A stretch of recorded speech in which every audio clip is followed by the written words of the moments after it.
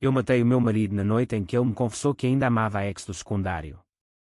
Não com uma faca ou veneno, isso seria demasiado vulgar para o tipo de dor que ele me causou, mas com palavras que cortam mais fundo que lâminas, plantando sementes de dúvida que cresceram até devorar a alma dele por dentro. E a pior parte? Eu sorri enquanto o via desabar, porque, pela primeira vez em anos, senti o controle absoluto sobre o homem que jurou me proteger para sempre. O sol entrava pela janela da nossa casa em Alfama, Lisboa, filtrado pelas cortinas de linho que eu mesma costurei no ano em que nos casamos. Era uma manhã de sábado, dessas que cheiram a pastel de nata fresco da padaria da esquina e ao mar distante do Tejo. Eu preparava o pequeno almoço, o café a borbulhar na máquina italiana que o João insistira em comprar durante a nossa lua de mel em Sintra, para te mimar, minha rainha, dissera ele, com aquele sorriso que ainda me derretia o coração aos 38 anos. Tinha 15 anos de casados, 2 filhos, a Maria, de 12, e o Pedro, de 9, e uma vida que, do exterior, parecia invejável. Eu, terapeuta de casais num consultório no Chiado. Ele, engenheiro civil, sempre em projetos de pontes que ligavam o continente às ilhas. Estávamos bem, ou assim eu pensava. Até àquela campainha.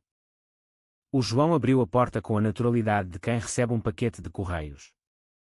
Mas em vez de uma encomenda, entrou uma mulher que eu não via desde o baile de finalistas do liceu em Cascais, há mais de 2 décadas. A Inês.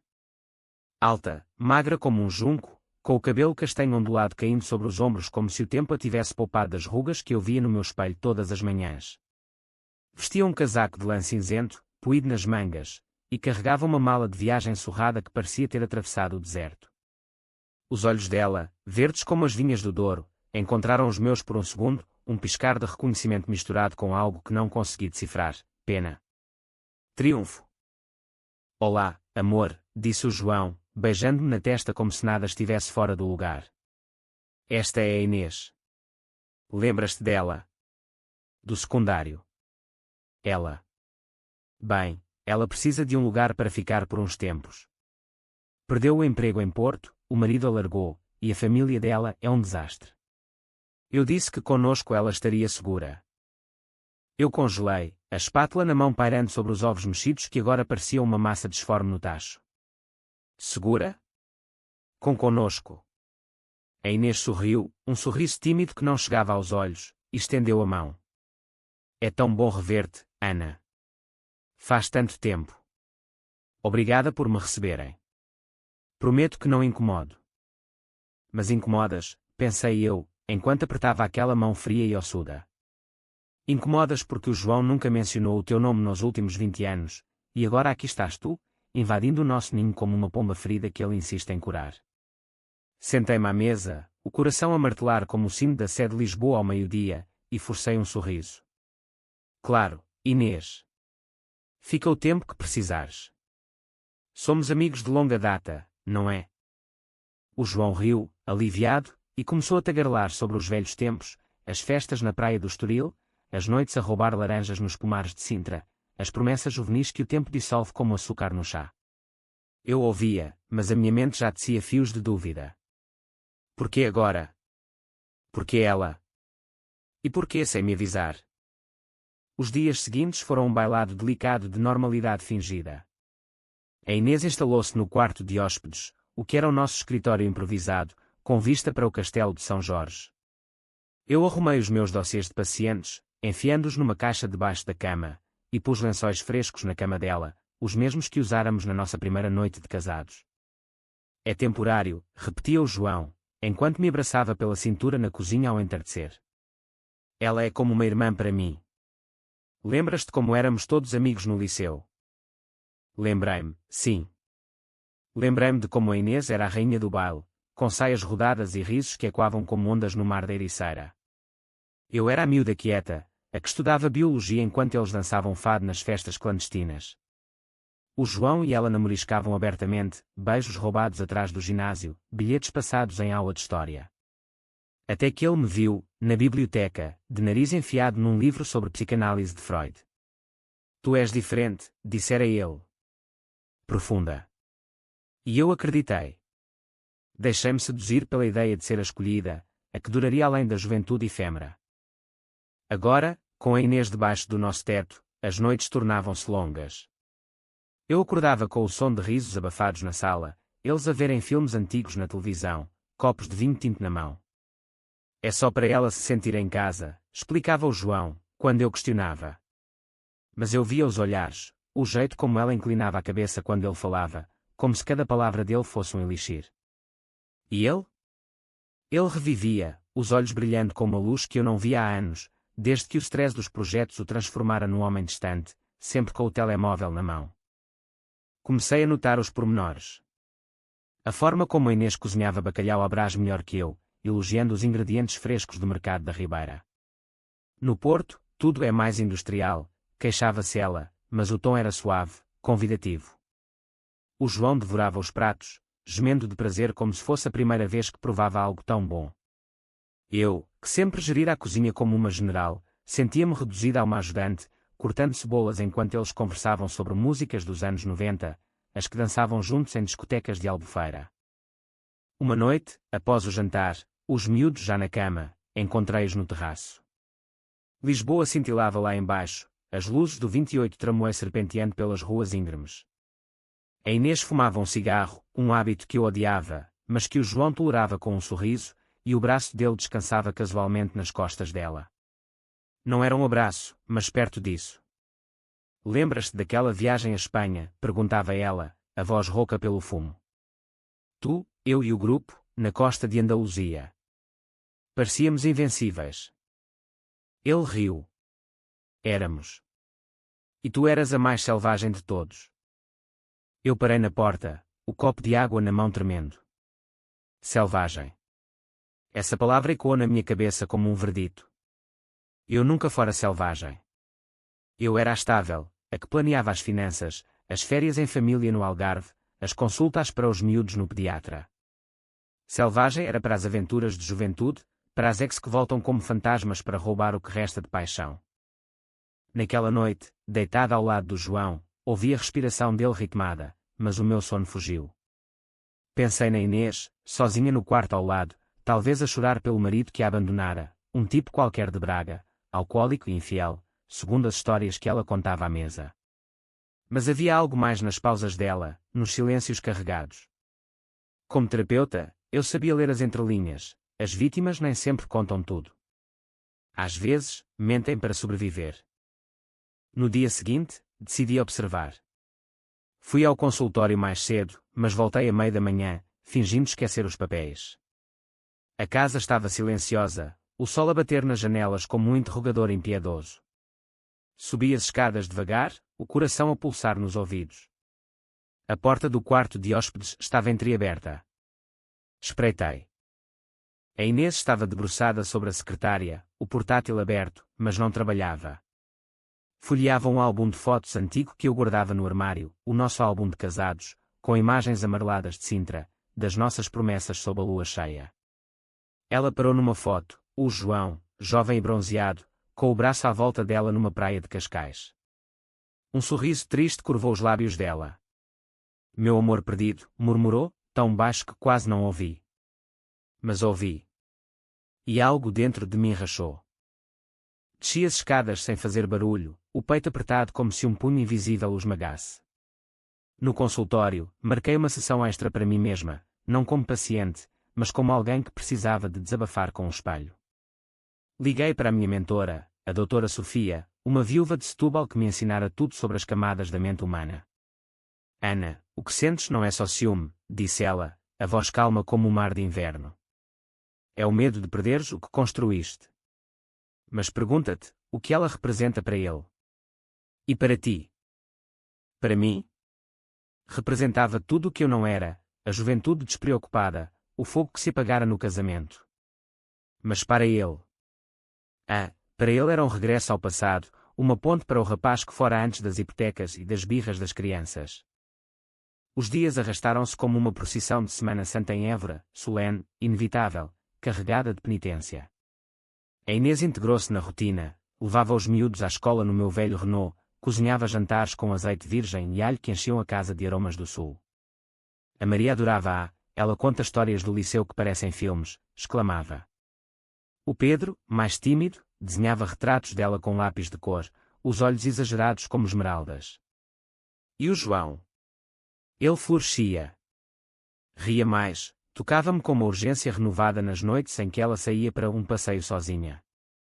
Mas eu sentia o cheiro dela nele, o perfume leve de lavanda, misturado ao meu de jasmim.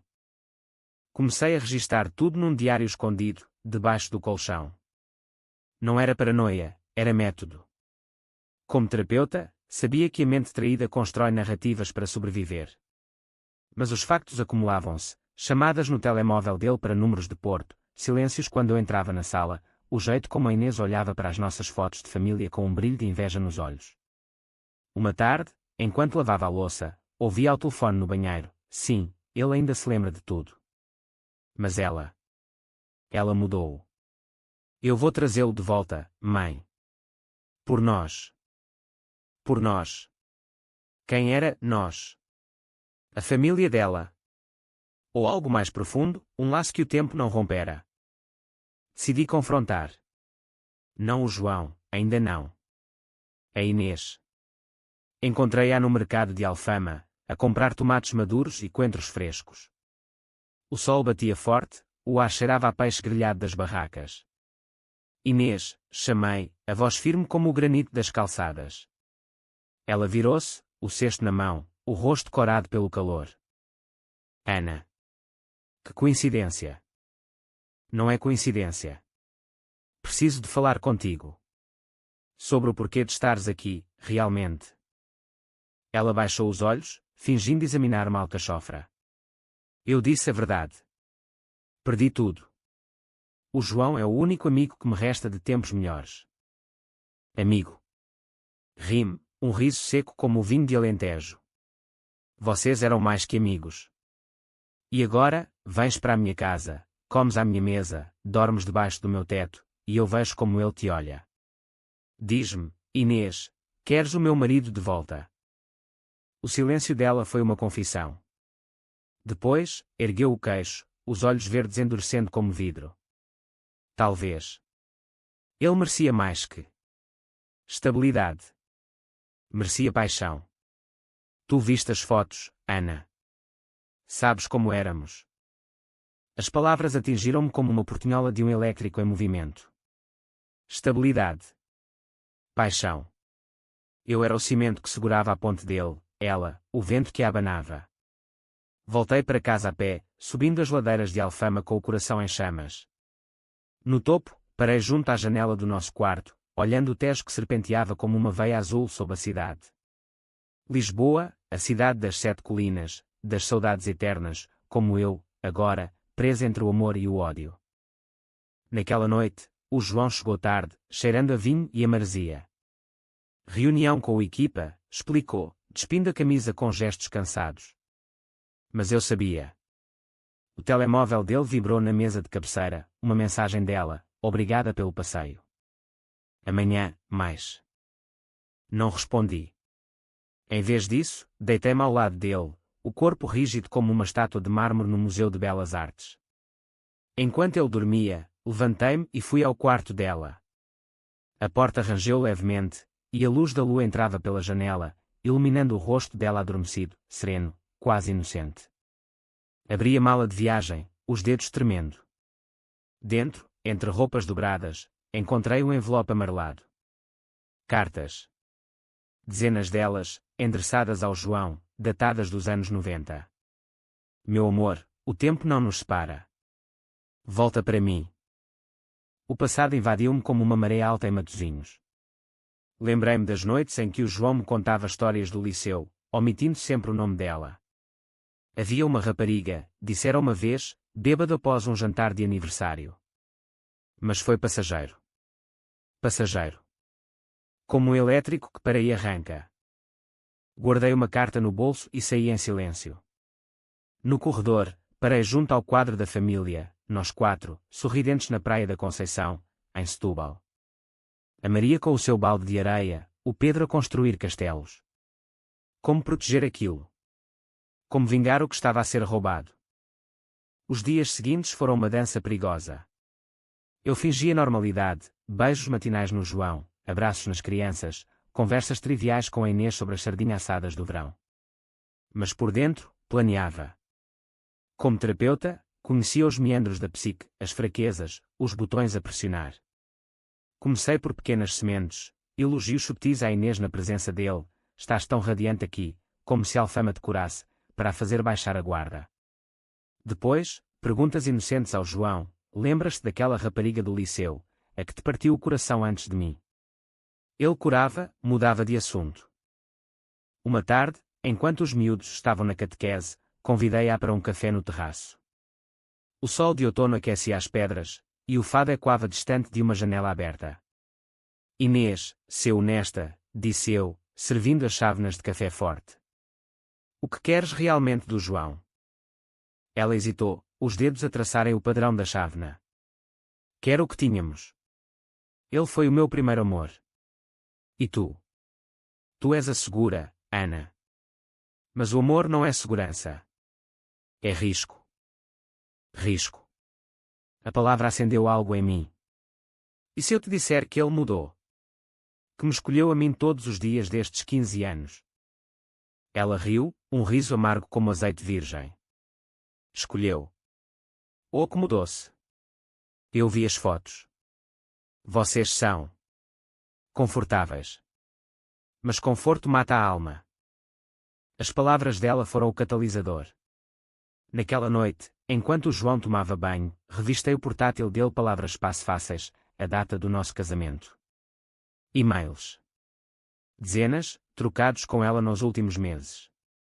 Sinto a tua falta, escrever a ele. Vem para Lisboa. Preciso de ti. E ela, eu vou. E desta vez, não te deixo escapar. O traidor não era só ela. Era ele. O homem que eu amava, o pai das minhas crianças, o parceiro que jurara fidelidade sob os arcos do aqueduto das águas livres. Lágrimas quentes escorreram pelo meu rosto, mas não as sequei. Em vez disso, comecei a escrever. Não um diário, um plano. 30 páginas de estratégia, como se fosse um caso de terapia reversa, diagnosticar as fraquezas deles, prescrever a dor. Primeiro, isolei-a, espalhei rumores subtis no grupo do WhatsApp das mães da escola. A Inês é ótima, mas ouvi que fugiu de um casamento mau em Porto. Cuidado com os ex. Nada direto, mas o suficiente para a fazer duvidar da sua imagem de vítima. Ela começou a sair menos, a colar-se mais ao João, o que o irritava, ele, que valorizava a discrição acima de tudo. Depois, ataca-o a ele. Marquei uma viagem de trabalho fictícia a Coimbra, deixando-os sozinhos por 2 dias. Instalei uma app no telemóvel dele, uma que rastreava localização e mensagens, disfarçada de atualização de segurança. As noites que passei sozinha no hotel anónimo em Santarém foram um inferno, imagens mentais deles na nossa cama, nos lençóis que eu lavara. Mas os dados chegavam, eles saíam para jantar em Barro Alto, mãos entrelaçadas sob a mesa. Amo-te ainda, escrevera ele numa mensagem de voz que gravei. Voltei renovada, com um sorriso de Madalena penitente. Senti a vossa falta, disse à mesa, os olhos fixos nos dele. E comecei o jogo da sedução reversa, vesti saias justas que não usava há anos, perfume de rosas do Dão, toques casuais que o faziam curar. Ele respondia, confuso, dividido entre o passado e o presente. A Inês notava, os olhares dela tornavam-se punhais, as conversas mais curtas. O clímax veio numa noite de tempestade, o Tejo rugindo lá embaixo como um animal ferido. Os miúdos dormiam no quarto, o vento uivando contra as janelas. Eu preparei um jantar especial, cozida à portuguesa, o prato que ele amava desde miúdo, com carnes tenras e enchidos defumados. Vinho do Alentejo, tinto e encorpado. Celebremos, propus. A amizade, o passado, o futuro. Eles aceitaram, alheios. À mesa, servi as porções, o vinho fluindo como sangue. Falei de memórias, as boas, as nossas. Mas no meio da sobremesa, tirei o envelope da carta que roubara. Inês, isto caiu da tua mala. Uma relíquia interessante.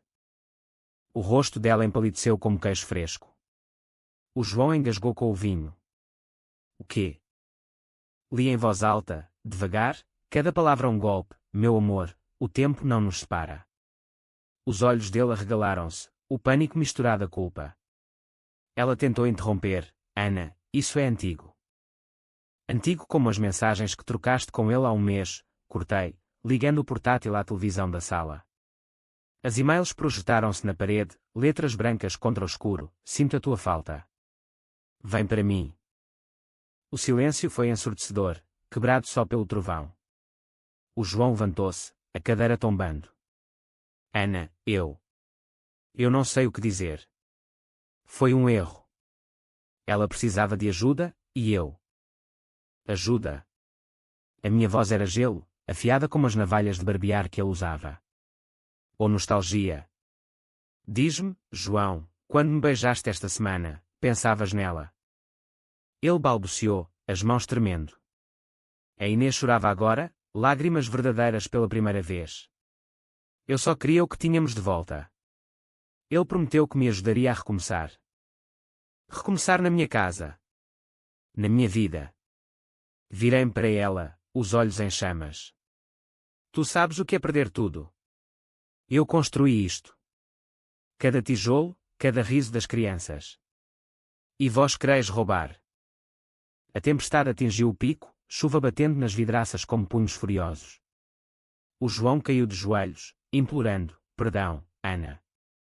Eu amo-te. A ti. Isto foi loucura. Mas eu não perdoava. Não ainda. Saiam, disse simplesmente. Os dois. Agora.